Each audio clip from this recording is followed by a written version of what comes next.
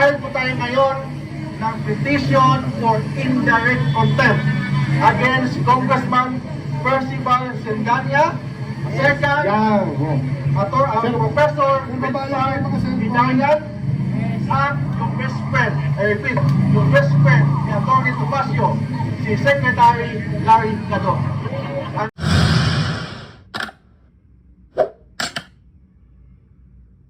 Ang sabi ko sa ating kataas-taasang hukuman na tinutuligsa po at binabatikos ng kung sino-sinong mga ulalo dahil lamang hindi nila nagustuhan yung naging outcome noong kaso laban doon sa impeachment. Kung tutusin, ang Kamara po may kasalanan dito. Huwag nilang sisihin ng kahit sino kundi sarili nila. Kapag palpak sila palpak ang proseso nila, pagkatapos magagalit sila. Ngunit kung ano po man yun, dapat galangin ang kataas-taasang hukuman at ang rule of law. Sapagkat kung walang rule of law, kanya-kanya ng interpretasyon. Gulo na po yan. Nananawagan nga po rin ako sa ating mga senador na huwag nyo na pong gawing platform to sa inyong mga makasariling agenda. Lalong-lalo na si Senator Rizon Tiveros, si Senator Bam Aquino, si Senator Kiko Pangilinan. Sundin nyo! At nakakahiya naman si Senator Pangilinan. Kung abogado siya, hindi niya susundin. Di bali siguro si Senator Bam, si Senator Ontiveros. Kung bagay, patawarin niyo sila, hindi nila alam ang kanilang ginagawa. Ngunit si Senator Pangilinan naman, at saka payo ko rin po sana, kung hindi naman sana ikagagalit ni Senator Tito Soto, may kasabihan po sa Batangas, ang naniniwala sa sabi-sabi, walang awa sa sarili. Huwag na kayong makinig doon sa legal luminary. Ang legal luminary, quote-unquote, na nagsasabing huwag kayong sumunod sa Korte Suprema, hindi po legal luminary yan. Pula luminary yun. Mga kababayan, tanungin ko na si Atty. Topacio. Thank you sa mga fellow live stream and social media practitioner. Atty. Topacio, bakit kailangan pong magkaroon ng panawagan ngayon ng taong bayan na idulog sa Korte Suprema ang pagdidisiplina dito sa mga walang galang sa naging desisyon ng Korte Suprema? Gaano kahalaga ito sa interes ng ating bayan sa tinatawag po ninyong rule of law? Unang-una po bilang isang officer of the court, sapagkat lahat po ng miyembro ng Philippine Bar, mga abogado, ay mga officers of the court.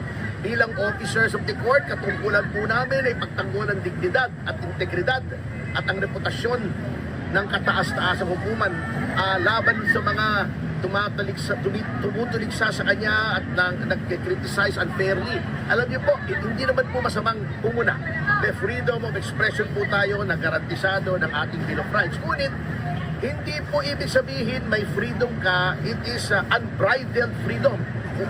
Lahat po ay may hangganan kapag yan po ay nagko-cross na ng line between legitimate criticism and personalities, insults, scurrilous libel, yung paninirampuri na katulad ng sinasabing kaya daw nanalo puro appointee ni Duterte. Yung hindi nga appointee ni Duterte nakisama. Ganoon katindi ang pagkakamali ng Kamara na kahit yung ka-appoint lang ni Pangulong Marcos ay kumampi sa majority ng Supreme Court. Correct. Yung appointee ni Pangulong Benigno Aquino III na siyang Senior Associate Justice at noong ginawa yung desisyon ay Acting Chief Justice, yun ang unang-una, siya yung ponente. Yung mga nagsasabi ng mga ganito, ganoon laban sa Korte Suprema, they do not know how the court works. At mamaya po ipapaliwanag natin. Alam niyo po, kung may time kayo, ganito po kasi yan. Para maliwanagan ng iba, kasi yung iba dyan, hindi abogado. Hindi naman natin sinasabi, porket hindi abogado, hindi na pwedeng pumuna. Ngunit, siyempre, huwag naman yung sabihin, mas tama pa kayo kaysa sa 13 maestrado. Number 2, yung mga nagsasabing ganito, ganon, tuta ni Duterte, they do not know how the court works. Baka kung abogado man sila, they have not been to the Supreme Court. They have not argued before the Supreme Court. Ganito po yan, para mapaliwanag ko. Kapag may isang kaso po, yan ay ina-assign sa isang ponente. Yan. Yung ponente yan ay gagawa ng isang ponensya dahil sa tingin niya, yun ang tamang desisyon. Hindi pa po yun ang final. Draft pa lang po yun. Yan po ay sinisirculate sa lahat ng maestrado. Kung ikaw ay sang-ayon, ikaw ay magko-concur. Kung ikaw ay hindi sang-ayon, ikaw ay magdidissent. Kung yung draft ng ponente ay mas marami ang nagdidissent, yun ay magiging minority opinion. yung majority na hindi sumasang-ayon dun sa ponensya, sila among themselves may mag-a-assign ng isang tao who will write then the new majority opinion. The mere fact na yung original ponente na nagsulat ng ponensya, walang tumutol doon at yun ang naging majority at in fact unanimous decision, ibig sabihin from day one, antimano, walang tumutol doon sa kanyang ginawang ponensya. Ibig sabihin yun ang tama.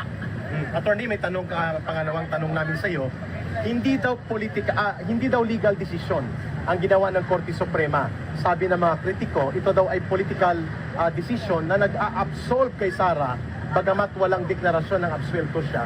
Naniniwala pa kay attorney dito na political decision ang ginawa ng Korte Suprema? Basahin muna nila yung 97-page decision pati yung mga concurring opinions.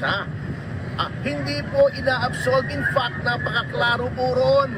Meron pang mga ibang avenues for redress. Yung mga nagsasabing may kasalanan si Vice President Sara Duterte na hindi po foreclosed, ibig sabihin hindi nasarhan yung mga avenues na yun. Pwede silang pumunta sa ombudsman, pwede silang mag-file ng admin, etc. Ang pinigil lang po ay impeachment. Bakit pinigil ang impeachment? Sapagkat defective po. Hindi ko sinasabing mga mukha ng mga prosecutors ang defective, katulad ni Luistro, ni De Lima, ni Kapunan. Wala po kung sinasabing mga pagmumukha nila ang defective. Klaro po yan. Yung ginawa po nilang articles ang defective. Okay, klaro. So hindi ito political decision, it is correctly legal and constitutional. Opo, paano hindi magiging legal yan? Kataas-taas ang hukuman. Claro. Ano bang hindi nyo naiintindihan sa Supreme Court? Yung Claro. Supreme o yung Court? Attorney, maraming salamat. Baka ang ibang kasama ko may Opo, tatanong. opo. We're happy that you initiated this. Gusto ng taong bayan ng tinatawag nating attorney na silent majority ay magkaroon din ng boses Ay, hindi over the bully minority. Hindi ako nag-initiate nito. Hindi ako lang. Okay. Kami nag-usap-usap ng mga, Voluntary mga lahat. grupo. Yes, Oh, yes. very Darating good. po sila kasi nilagay ko 8:30. Kaso lang ikaw ang pinakamalaking grupo ngayon. Hindi Volunteers Against Crime and Corruption, tama ba? Ano po? Citizens Crime Citizens Watch. Crime Watch. Okay. Hindi po, alam nyo, kaya Ayan, napunta Citizens tayo Crime dito. Watch. May istorya yan eh. Okay. Gusto po sana natin sa harap ng Korte Suprema.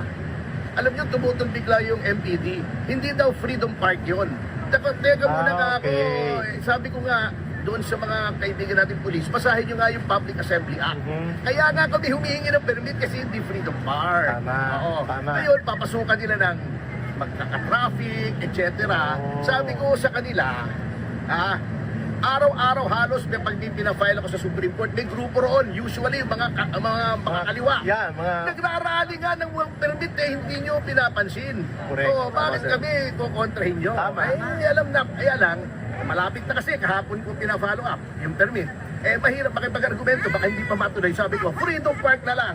At nagpapasalamat Dito nga ako tayo. kay Mayor Isko Moreno. Yeah. At saka kay the Honorable Levi Facundo, yung chief ng permits.